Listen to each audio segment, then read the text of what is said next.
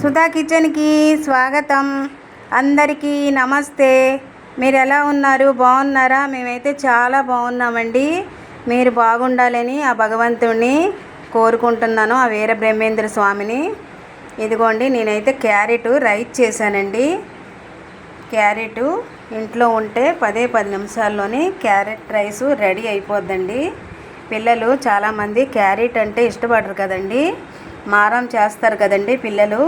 అలాంటి పిల్లలకి మనం ఇలాగా రైస్లోని వేసి పెట్టేస్తే తెలీదండి, వాళ్ళకి కడుపు నిండా తినేస్తారండి. హెల్దీ కూడా, చాలా ఆరోగ్యానికి కూడా చాలా మంచిదండి.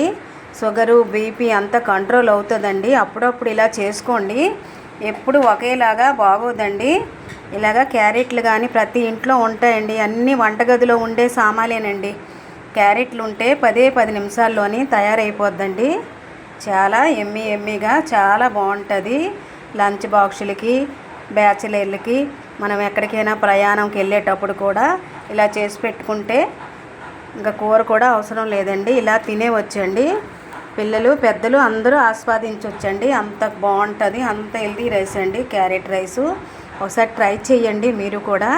సుధా కిచెన్ ఛానల్లో పెట్టానండి, ఎలా చేశానో, ఎలా తయారు చేశానో ఒకసారి మీరు చూడండి. కింద మీకు లింక్ పెడతాను, ఒకసారి ట్రై చేయండి మీరు కూడా.